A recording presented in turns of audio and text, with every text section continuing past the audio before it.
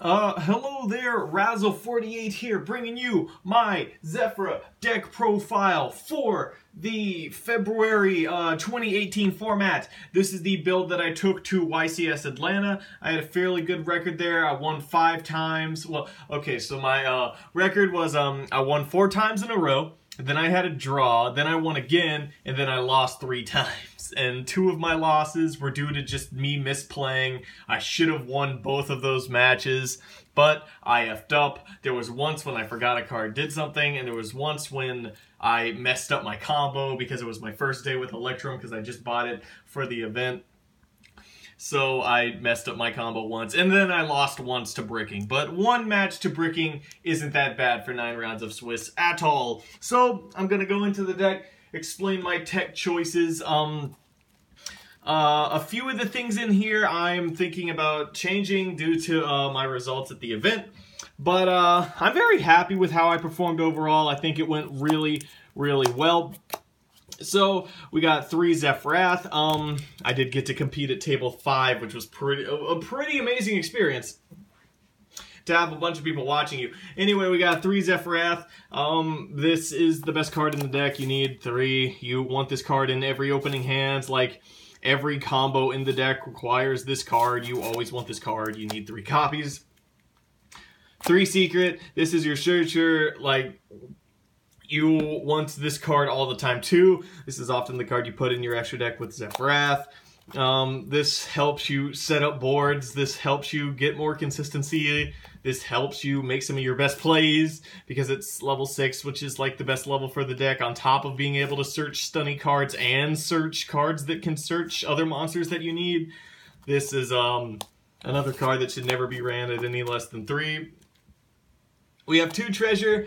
This is new. I used to run 3 treasure, but I needed room, so I cut 1, and I was skeptical about it at first, but I never once, during the whole event, or ever since like I've started running this build, wish that I ran 3 treasure. So, in past formats, 3 was definitely the correct number, but now that we've got all of these, like, pendulum engines, and like ways to search this card, and on the fact that coupled with the fact that man, my phone just went off. Now I've been distracted. that coupled with the fact that this card recurs, it goes back into your deck so you can search it again, means that you never need like 3. You never need to be running 3, so 2 is the correct number. 2 is absolutely perfectly fine. We're running 1 Windy. I'm not running Plica anymore, which is sad because Plica is one of my favorite cards in the deck. But Zephyra is, now that Gate 0 is a thing, almost always going to be the high scale. Windy has a better effect in general because it helps you like recur things. Almost like nothing hits the graveyard anymore with Plica unless you make Beatrice with secrets. That's like the only instance Zephyr is going to get in your graveyard with the deck as it is now. And Zephyra likes to dump high scales a lot more than he does low scales with the current build. So I did cut Plica, which is sad. But Wendy is even better now than she's been like in the past. So Wendy is a great card. There was actually a couple instances where I wish I ran more than 1, but the scale numbers, I believe I have the correct number of high and low scales with the build as it is now. So 1 Wendy. I'm running 2 of each of these things. These are still just searchable destruction. Excitant's handy, like, when you need to make Zephyra. Like, they're handy as, like, Zephyra targets to, make Zephyra a high or a low scale, respectively. They're also handy to get rid of some problem cards. Thubin in particular, you normal him to get rid of stuff. If they have 1 back row, you can normal Excitant to get rid of stuff. But that doesn't happen often. You usually use this guy as either a beater or just to get Zephyra to a high scale. 1 of these each. They're convenient to have in the deck. Drawing them ain't bad either. And then we get into the engines. That's it for the Zephyras. I'm still not running what am I still not running? Yeah, not running Plica. I cut 1 of the treasures, so it's the first time the Zefra numbers have switched up a little bit since like Zephyrath came out. But I do believe that I have everything correct as it is now. We got these cards. This engine is ran in every Pendulum deck right now for good reason. It's a great engine. It helps you make Electrum super easily with Foolish or Dragon Shrine, on top of letting you go plus by searching this Zephyr. So, yep, I'm running that just like everyone else and their mom. I'm also running triple Astrograph and the one Stargazer. I'm only running this guy when I don't get Shrine and I need to make Electrum, which does happen quite a bit. And obviously Astrograph, even without the Stargazer, is like essential with how Electrum works. It's like you go so plus by running this card with Electrum. You get to search things, you get to draw for no reason, you get things on your board for no reason. It's just overall great. And having Stargazer, like, gives this card dual purpose to help you make Electrum when your hand is, like, not as good as it normally is. So it just gives this card, like, more viability. It's just, like, a great engine to have overall. I love having the freaking Astrograph engine. I also ran the Chronograph engine. I am not as sure about this one. This one came up significantly less. I think this engine is kind of subpar right now. I'm honestly going to try to take it out of my deck and replace it with something probably. I don't like this engine.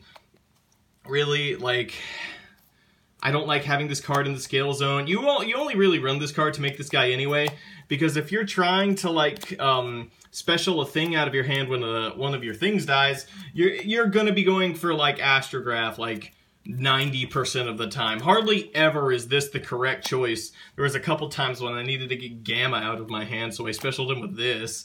But mainly it was just, I just put it in to, like, up the count of cards that can, help me special a Pendulum and make Electrum, so that, like, I never open a hand that can't make Electrum before Pendulum summoning, which actually did unfortunately happen a couple times, even with this. But overall, this engine's okay. I don't like it. I'm gonna try to take it out.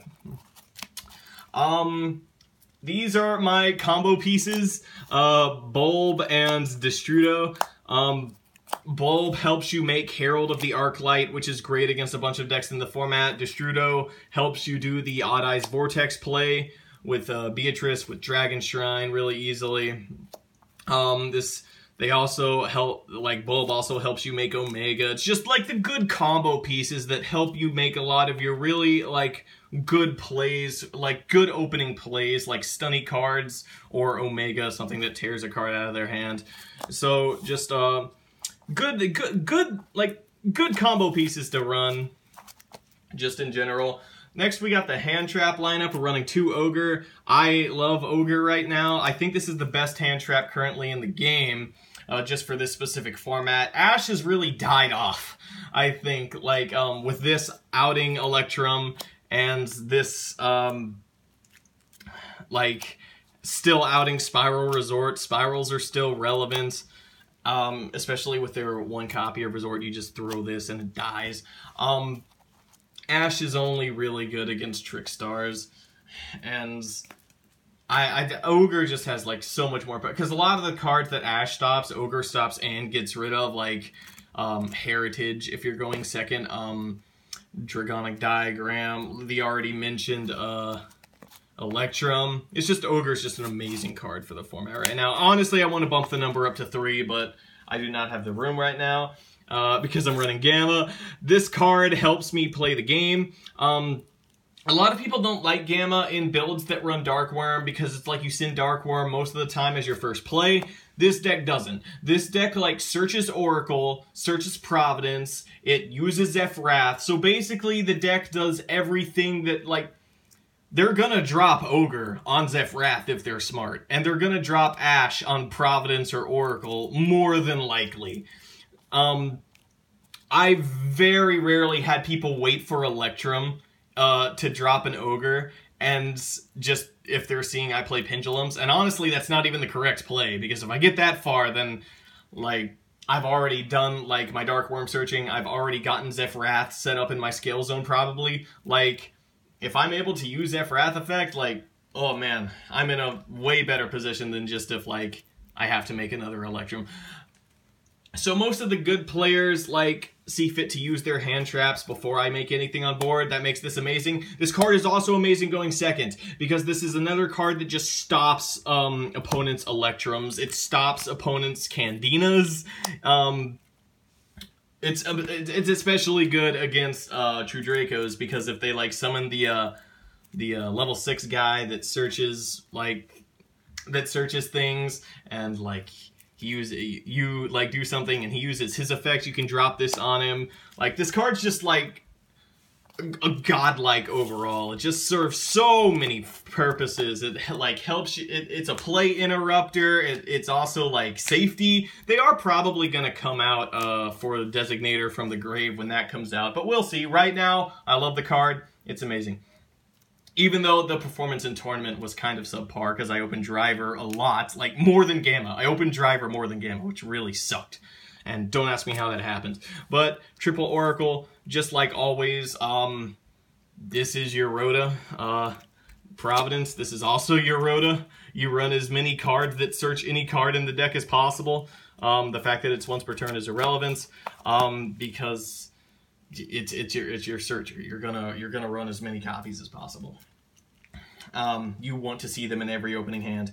We got triple Dragon Shrine and 1 Foolish. The same logic applies here. Some people say 2 Shrine. I heavily disagree. You want to see Shrine in every opening hand. If you see 2 Shrine in your opening hand, so what? You have the best combo starter in your deck. Like increasing the chances of drawing that is so beyond worth risking drawing multiples, because when you draw multiples most of the time it's not even that bad, because the benefits that having this card nets you is so extreme that it's just worth running as many copies as possible at all times.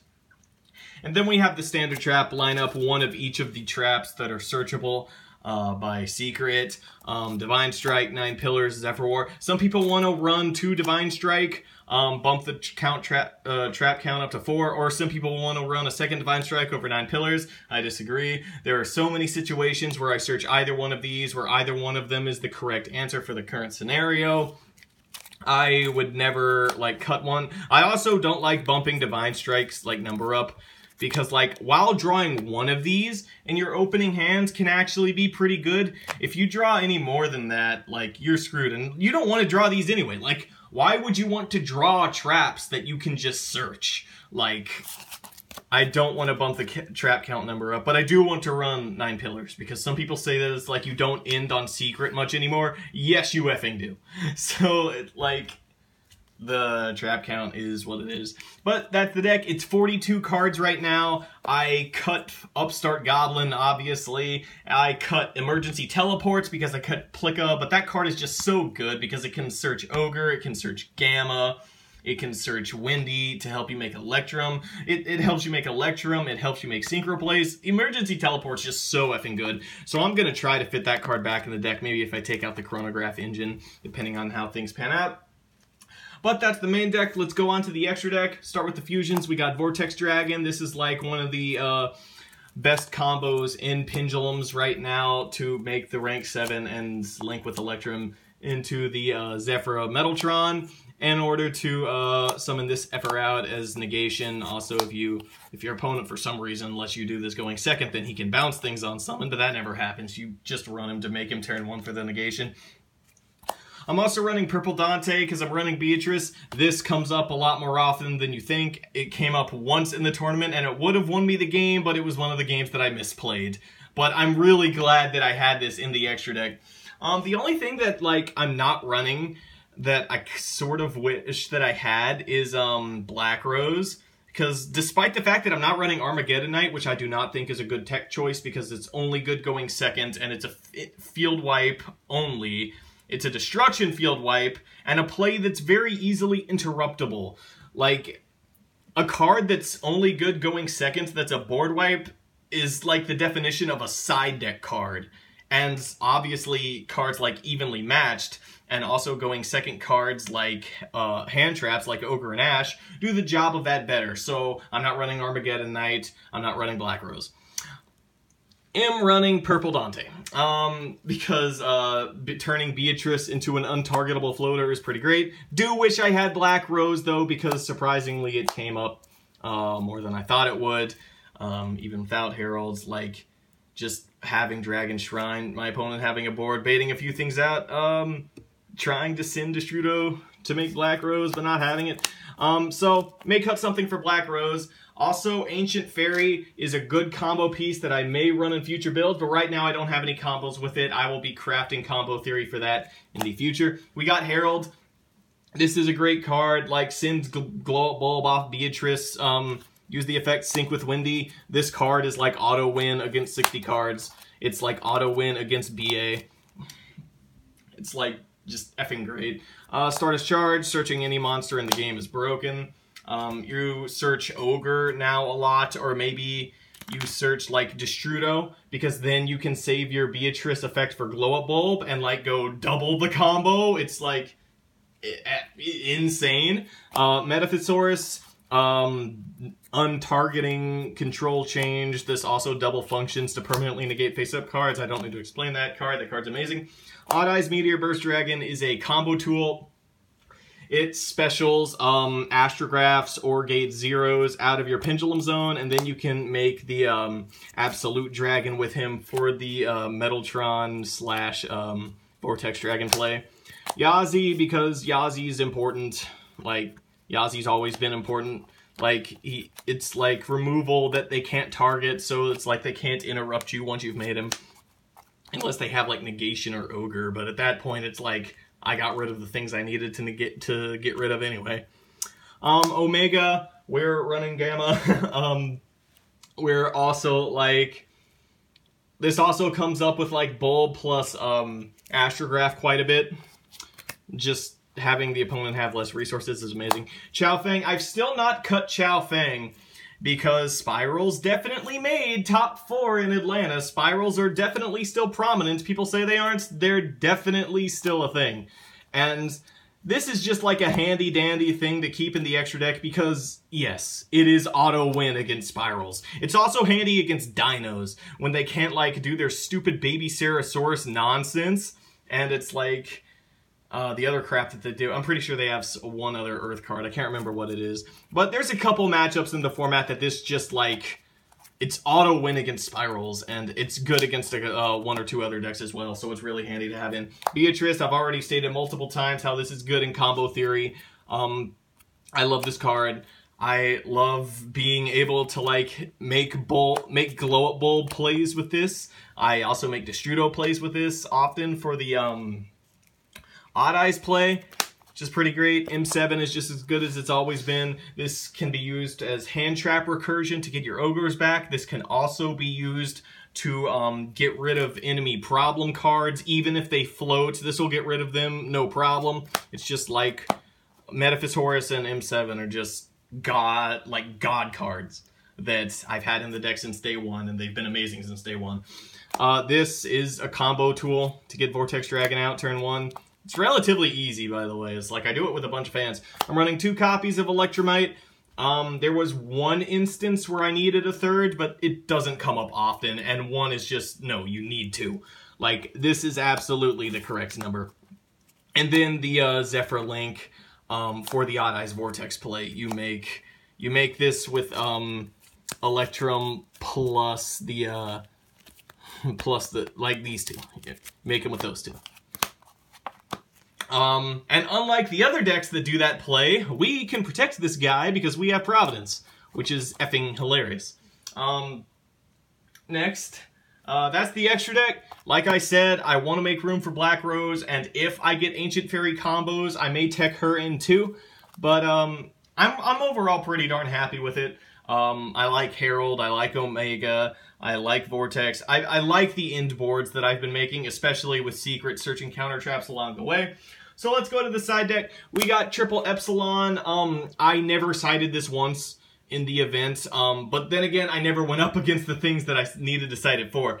If you really are scared of D-Barrier, you can side this, but this is also a good side deck card against Trickstars. You can just stop Reincarnation. This is also a good side deck card against